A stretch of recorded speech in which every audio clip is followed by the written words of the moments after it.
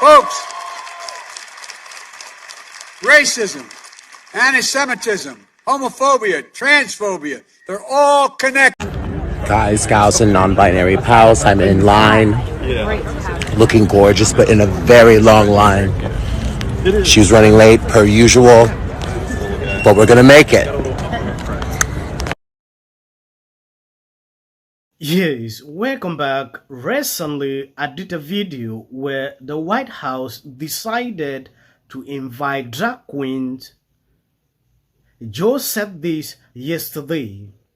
Anyone who criticizes surgeons who perform transgender surgery is responsible for racism, anti-Semitism, homophobia, etc. Because it is all connected. These are exact words he said.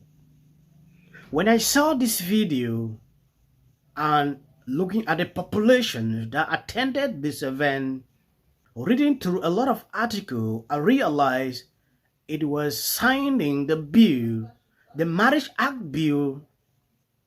Excuse me, because they support LGBTQ children and families, we have to speak out. We must stop the hate and violence, like we just saw in Colorado Springs, where a place of acceptance and celebration was targeted for violence and terror.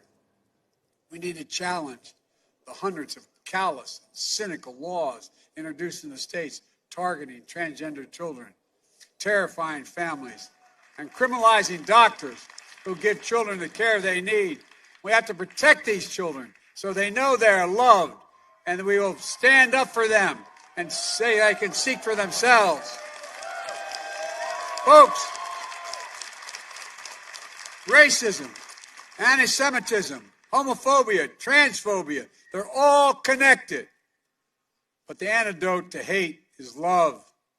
This law and the love it defends strike a blow against hate in all its forms. And that's why this law matters to every single American, no matter who you are or who you love. This shouldn't be about conservative or liberal, red or blue. No, this is about realizing the promise of the Declaration of Independence, a promise rooted in the sacred and secular beliefs, a promise that we're all created equal. Yes, this is exactly what we have been saying for some time. Going through Twitter files like what is happening, all this was censored.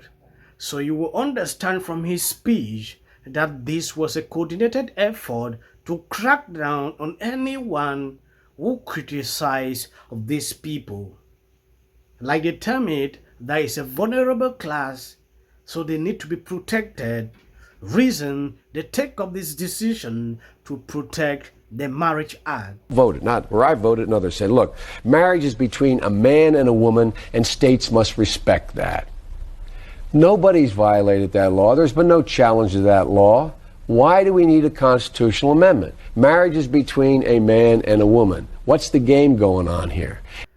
Joe Transportation Secretary had this to say pertaining to this.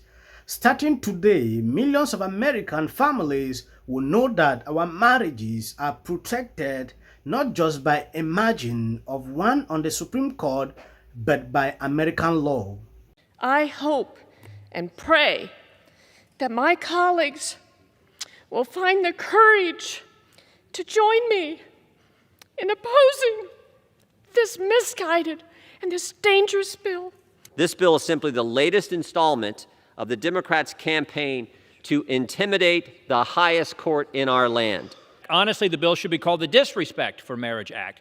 This bill certainly disrespects God's definition of marriage. The bill betrays our country's commitment to the fundamental right of religious liberty. I rise to adamantly oppose H.R. 8404, the Disrespect for Marriage Act. The bill's implications: submit to our ideology or be silenced. Obergefell is not in danger. It was wrong when the Supreme Court made law in the Obergefell decision requiring that the marriage law in Massachusetts had to become the law of the whole country when Massachusetts approved gay marriage. This bill would codify into federal law the Supreme Court's wrongly decided Obergefell decision and ensure that the marriage laws in the most liberal state irrespective of how radical they might become in the future. Think polygamy, bestiality, child marriage, or whatever, must be legally recognized in all states. Like you have seen here, a lot of Republicans stood up to actually fight against this, but at the end, some Republicans voted in support of the bill. Like you saw yesterday, it was finalized and they had to sign that. So Joe calling out of these people who disagree with him, homophobic. Hi, I just want to tell you I came here because I wanted to say thank you to President Biden, Speaker Pelosi, Vice President Harris, and all the advocates and his team for once, our families, mine and a lot of my friends and people you know, sometimes your neighbors, we can rest easy tonight because our families are validated and because now we're allowed to love who we love, which sounds odd to say, but Americans can now love who we love. And bless Joe Biden and all the people that worked on this for allowing people not to worry and their children not to worry about their future. Thank you, and thank you for being supportive, and hey, I will sing out to you. Thank you very much. Thank you, Cyndi. Thank you so much. This changes that.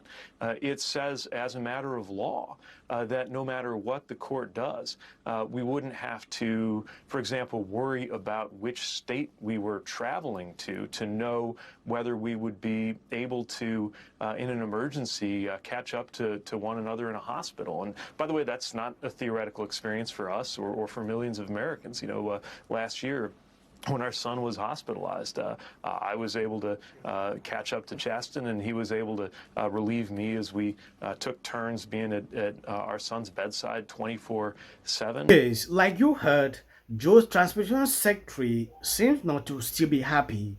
He says they are still wanting the Equality Act bill should be passed, so you cannot discriminate against these people. Maybe, who knows, in the days ahead, this will be coming up again. They decided to do this time because a Republican will soon take over. It will be difficult for them to pass their agenda. So it's a big issue. Like you've seen here, I'm not against anybody. You have right to live the way you want. Feel free.